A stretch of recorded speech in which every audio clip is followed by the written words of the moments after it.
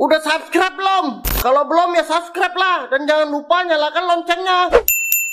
Kalau enggak, retak tinggalkan buat. Sebelum saya kisahkan tentang kisah Adam, tentu sebelumnya Allah Subhanahu wa taala telah menciptakan makhluk pertama namanya Arsy. Karena sebelum Arsy diciptakan tidak ada zat kecuali Allah Subhanahu wa taala saja. Baru kemudian Allah Subhanahu wa taala ciptakan makhluk pertama, dan itulah makhluk yang paling besar yang disebut dengan Arsy. Tapi para ulama akidah mengatakan bahwa makhluk yang pertama kali diciptakan adalah Arsy, kemudian qalam. Baru setelah Allah Subhanahu wa taala menciptakan Arsy-nya, kemudian setelah itu menciptakan qalam, dan Allah berfirman kepada qalam, catatlah segala sesuatu yang akan terjadi sampai kiamat dibangkitkan. Maka qalam pun kemudian mencatat seluruh takdir. Tidak ada satupun kecuali berdasarkan takdir Allah Subhanahu wa taala. Kemudian setelah qalam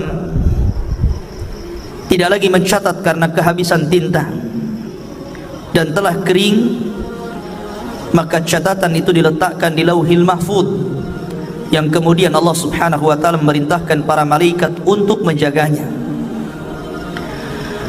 Dari sinilah kemudian Allah Subhanahu wa taala menciptakan langit dan bumi, dimulai dari hari Ahad dan diakhiri pada hari Jumat.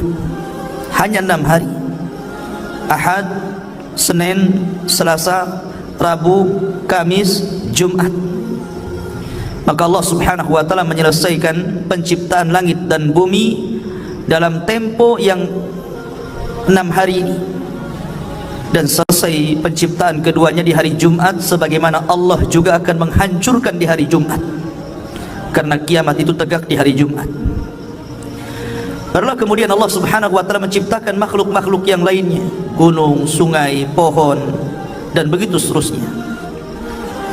Maka ketika itulah Allah Subhanahu wa taala menciptakan makhluk pertama namanya malaikat, dan malaikat adalah tentara-tentara Allah. Kemudian setelah Allah menciptakan malaikat, maka Allah ciptakan jin. Jin inilah yang pertama kali menghuni bumi. Akan tetapi karena jin ini memang disifatkan Allah Subhanahu wa taala lebih banyak yang rusak dibandingkan yang baik, maka terjadilah kerusakan di permukaan bumi. Sesama jin ini saling bunuh-membunuh, menumpahkan darah, merusak bumi.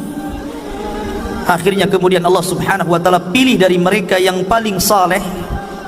Jin yang paling saleh itu namanya Azazil. Maka kemudian Azazil inilah yang kemudian diutus oleh Allah Subhanahu wa taala, kemudian dibekali dengan tentara malaikat untuk memperbaharui jin-jin yang ada di permukaan bumi, sehingga jin-jin yang jahat itu ditangkap, kemudian dilemparkan ke beberapa tempat di permukaan bumi. Sampailah kemudian bumi pun tenang karena dia berhasil menenangkan kaum jin. Dari situlah kemudian Azazil diangkat ke langit dan menjadi raja bagi seluruh kalangan jin, dan dia tinggal bersama para malaikat yang kemudian oleh Allah Subhanahu wa taala diberikan amanah untuk menjadi khazanatul jannah, penjaganya surga. Dari sini Allah Subhanahu wa taala memulakan penciptaan yang pertama, kisah Adam alaihi salatu wassalam setelah malaikat dan jin. Dan ingatlah ketika Tuhanmu berfirman kepada para malaikat, aku hendak menjadikan khalifah. Dan Adam bergenerasi sampai generasi kita ini. Maka di bumi mereka berkata, apakah engkau hendak menjadikan orang-orang merusak? Qalu ataj'alu fiha man yufsidu fiha wa yasfikud dima? Ya Rabb, apakah engkau hendak menjadikan ciptaanmu itu orang yang merusak dan menumpahkan darah di sana, maksudnya di bumi? Wa nahnu nusabbihu bihamdika wa nuqaddisu lak. Sementara kami, kata malaikat, makhluk yang senantiasa bertasbih, memujimu, membersihkan namamu. Maka Allah mengatakan, qala inni a'lamu ma la ta'lamun. Maka Allah berfirman, saya lebih tahu apa yang kalian tidak tahu. Sesungguhnya Allah Subhanahu wa taala ketika menciptakan Adam min qabdatin, dari cidukan tanah, di mana Allah Subhanahu wa taala ketika menciptakan Adam ini dari beragam macam warna tanah. Ada tanah yang berwarna putih, ada tanah yang berwarna merah, ada tanah yang berwarna hitam, dalam riwayat ada tanah yang berwarna kuning, dan ada yang bercampur di antara warna-warna ini. Dari sinilah kata para ulama, maka perbedaan warna-warna dari keturunan Adam alaihi salatu wassalam, karena memang bahan baku Nabi Adam sendiri dari berbagai macam warna. Jadi kalau yang kulit hitam, ya dari tanah hitam. Kalau kulit putih, tanahnya putih. Kalau kulitnya kuning, tanahnya kuning. Artinya bahwa Allah Subhanahu wa taala menciptakan dari berbagai macam warna tanah, dan itulah menjadi keturunan Banu Adam. Kemudian di antara tanah yang diambil untuk menciptakan Adam itu ada yang al-khabith, ada jelek tanahnya. Wat-thayyib, ada tanah yang baik. Was-sahlu, ada yang mudah diambil. Wal-haznu, ada yang susah. Dan ada yang bercampur semuanya.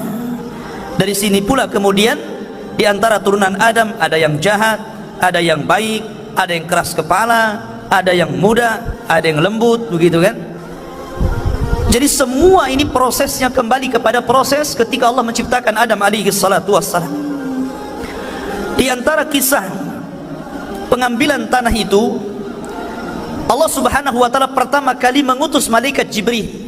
Jadi Allah itu utus malaikat Jibril untuk mengambil tanah yang ada di bumi. Tapi bumi menolaknya dan berlindung kepada Allah Subhanahu wa taala dari Jibril agar dia jangan sampai mengambil tanahnya. Akhirnya Jibril pun tidak bisa dan kembali kepada Allah. Kemudian Allah Subhanahu wa taala mengutus Mikail. Sama bumi pun berlindung kepada Allah dari Mikail dan tidak diizinkan untuk mengambil tanahnya. Akhirnya Allah Subhanahu wa taala mengutus malakul maut, malaikat kematian. Ketika kemudian bumi berlindung kepada Allah Subhanahu wa taala, maka malaikat maut pun mengatakan, wa ana a'udzu billahi an arji. Sebagaimana engkau berlindung kepada Allah agar aku tidak mengambil tanahmu, maka aku pun berlindung kepada Allah, aku tidak akan kembali kepada Allah sampai ku ambil tanahmu. Akhirnya berhasillah malaikat maut mengambil berbagai macam tanah yang disebutkan di atas, kemudian diangkat ke langit. Dari tanah ini kemudian akhirnya Allah Subhanahu wa taala menciptakan dengan kedua tangannya. Dan ini ada hikmah kenapa Allah ciptakan Adam dengan tangannya, supaya iblis tidak bisa sombong di hadapan Adam. Karena iblis tidak diciptakan dengan tangan Allah. Iblis itu diciptakan dari ujung nyala api. Maka kemudian ketika Allah Subhanahu wa taala menciptakan Adam, Allah mulai membentuk Adam alaihi salatu wassalam dengan sebaik-baik bentuk yang tidak sama dengan makhluk yang lainnya. Sesungguhnya Allah menciptakan manusia itu sebaik-baik bentuk. Lah ketika Allah Subhanahu wa taala mulai menciptakan Adam alaihi salatu wassalam, dibentuknya sedemikian rupa, maka Allah Subhanahu wa taala membiarkan Adam yang belum ada ruhnya itu. Ada yang mengatakan selama 40 tahun dibiarkan. Artinya sampai betul-betul mengering. Lah dari sila kemudian ketika malaikat melihat Allah Subhanahu wa taala menciptakan makhluk yang gharib bagi mereka, aneh bagi mereka, di sila malaikat datang menghadap Allah dan mengatakan, ataj'alu fiha man yufsidu fiha wa yasfikud dima wa nahnu nusabbihu bihamdika wa nuqaddisulah. Ya Rabb, apakah engkau akan mengulang 2 kali menciptakan makhluk yang akan merusak bumi, menumpahkan darah, sementara kami adalah makhluk yang terus bertasbih memuji kamu? Kenapa malaikat ngomong seperti ini? Karena malaikat punya pengalaman dengan bangsa jin. Sebelum Adam diciptakan, Allah menciptakan jin. Dan jin itulah yang merusak bumi, yang menumpahkan darah sesama mereka. sehingga malaikat kemudian mentertibkan mereka. Karena malaikat punya pengalaman dengan jin, makanya dia kemudian datang menghadap Allah dan bertanya, "Ya Rabb, apakah engkau akan menciptakan makhluk lagi yang akan merusak dan menumpahkan darah?" Makanya Allah Subhanahu wa taala mengatakan, "Inni a'lamu ma la ta'lamun." Lah saya ini yang menciptakan lebih tahu dibandingkan engkau. Barulah kemudian malaikat paham, dari turunan Adam ini ada yang menjadi para nabi dan rasul. Terkadang tingkatan mereka di atas para malaikat. Keluarlah para syuhada, keluarlah orang-orang saleh, keluarlah para siddiqun. Itulah kata-kata saya lebih paham dari apa yang kalian tidak tahu. Sementara iblis beda pula dia. Ketika Allah Subhanahu wa taala menciptakan Adam, baru berbentuk patung yang mengeras tadi, belum lagi ada ruh. Iblis ini bolak-balik, kemudian memegang-megang Adam, kadang masuk dari lubang telinga, keluar dari lubang hidung, masuk dari lubang hidung, keluar daripada lubang dubur. Begitulah dia masuk keluar. Kemudian dia mengatakan di hadapan malaikat, "La in sullitu la uhlikanna." Kalau seandainya makhluk ini diserahkan kepadaku, ku hancurkan dia. Sampailah kepada waktu yang ditentukan, waktu yang menegangkan, ketika Allah hendak meniupkan ruh kepada Adam. Maka Allah Subhanahu wa taala memerintahkan para malaikatnya agar berkumpul. Bagaimana Allah Subhanahu wa taala akan membuat peristiwa baru tentang munculnya makhluk baru yang namanya Adam alaihi salatu wassalam. Mulailah kemudian Allah Subhanahu wa taala meniupkan ruh kepada Adam alaihi salatu wassalam. Baru saja ruh itu kemudian sampai di tenggorokan, maka Adam alaihi salatu wassalam tiba-tiba bersin. Maka malaikat mengatakan, "Qul alhamdulillah." Maka kemudian Adam pun diperintahkan mengucap alhamdulillah. Maka ketika Allah mendengar Adam memuji Allah, maka Allah pun berfirman, "Yarhamuka rabbuk." Rabbmu telah merahmatimu. Masyarul muslimin yang dirahmati Allah Subhanahu wa taala. Kemudian ketika ruh terus masuk ke dalam jasad Adam alaihi salatu wassalam, dan mata pun sudah mulai melihat, rupanya Adam alaihi salatu wassalam berada di sorga. Maka ketika Adam, subhanallah, ruhnya sempurna, dari situlah kemudian Adam langsung memakan buah sorga, dan seluruh buah sorga dihalalkan untuk dimakan kecuali satu, nanti kisahnya. Maka ketika Adam alaihi salatu wassalam sempurna menjadi manusia, birruhi wal jasad, ada ruh ada jasadnya, disitulah Allah Subhanahu wa taala memerintahkan malaikat untuk sujud kepada Adam. Maka Allah Subhanahu wa taala menggambarkan bagaimana malaikat ini tunduk patuh akan perintah Allah dan menghormat kepada Adam. Allah mengatakan, "Fasajadal malaikatu kulluhum ajma'un." Seluruh malaikat, bayangkan, tidak ada satupun malaikat yang luput. Seluruh malaikat sujud kepada Adam. Rupanya dari seluruh malaikat ini ada satu makhluk, dia berdiri saja, dia tidak mau sujud, bahkan dia cenderung sombong. Kemudian makhluk ini ditanya oleh Allah Subhanahu wa taala, "Lima, kenapa engkau tidak sujud? Lima khalaqtu biyadai, terhadap makhluk yang aku ciptakan dengan kedua tanganku." Maka mulailah kemudian makhluk ini dia mengatakan, "Ya Rabb, saya kan lebih baik daripada dia. Aku diciptakan dari api, sementara dia dari tanah." Dari situlah kemudian Allah Subhanahu wa taala marah kepada iblis, subhanallah. Inilah maksiat pertama yang ada di langit, yang dilakukan oleh iblis kepada Allah Subhanahu wa taala, menolak perintah Allah Subhanahu wa taala. Maka dari sini kemudian Allah melaknat iblis, melaknat selaknat-laknatnya, marah semurka-murkanya. "Hai iblis, keluar kau dari sorga, engkau kukutuk." Akhirnya kemudian iblis pun dikeluarkan dari sorga dan diusir ke dunia, dikembalikan kepada asal penciptaannya, jin. Karena jin itu memang tabiatnya jahat, maka Allah kembalikan iblis ke asal penciptaannya, jin. Iblis itu bagian daripada jin yang melakukan kefasikan kepada perintah Rabbnya. Kemudian setelah iblis diusir, maka Adam pun berjalan di sorga sendirian. Dan itulah kemudian ketika Adam alaihi salatu wassalam tidak nyaman hidup sendirian, kemudian dia pun tertidur. Tiba-tiba selepas bangun, di sampingnya ada perempuan. Dialah Hawa, diciptakan dari tulang rusuk yang paling bengkok dari tulang rusuk Adam alaihi salatu wassalam.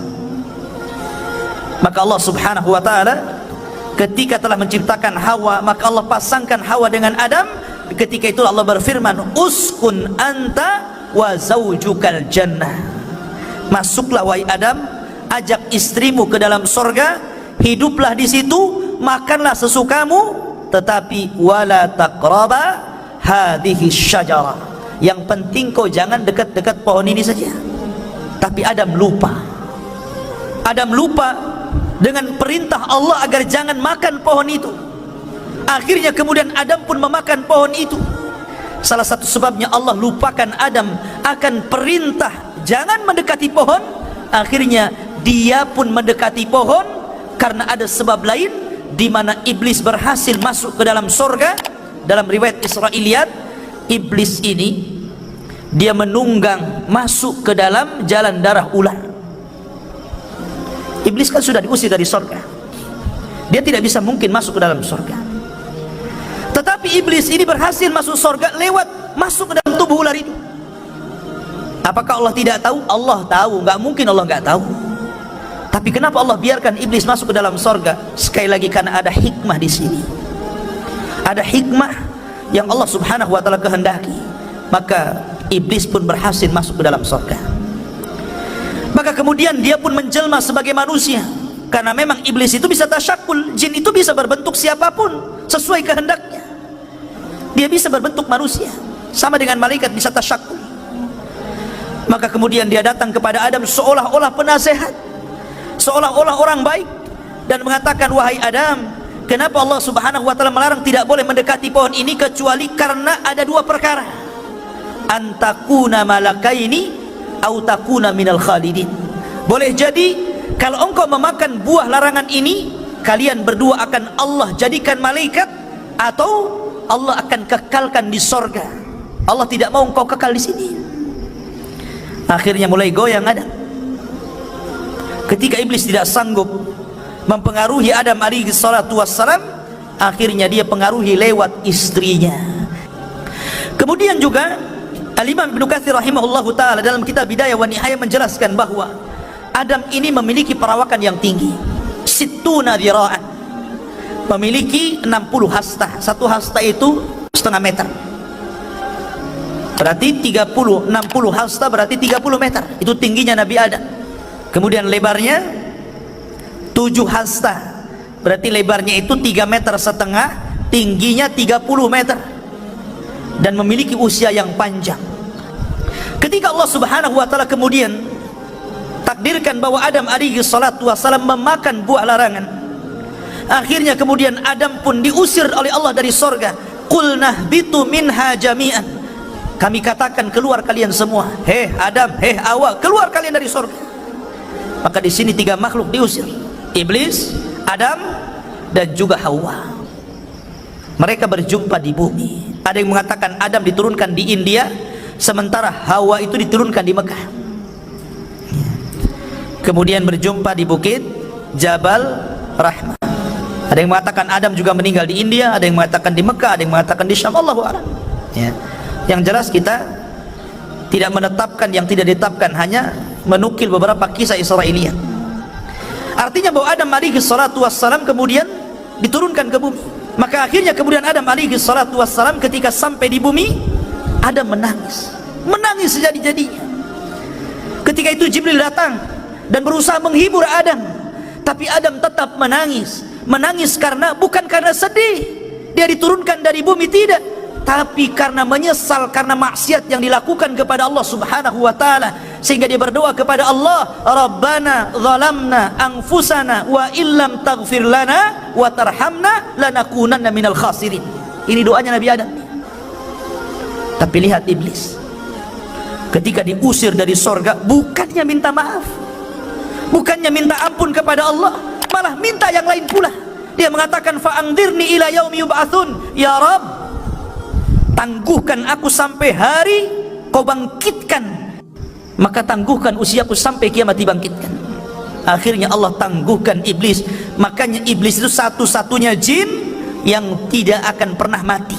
Ketika Adam sudah di bumi, Hawa sudah di bumi, dan Allah pertemukan keduanya, akhirnya kemudian diilhamkan untuk menutup aurat keduanya, maka disinilah permulaan permusuhan antara iblis dan Adam serta anak keturunannya.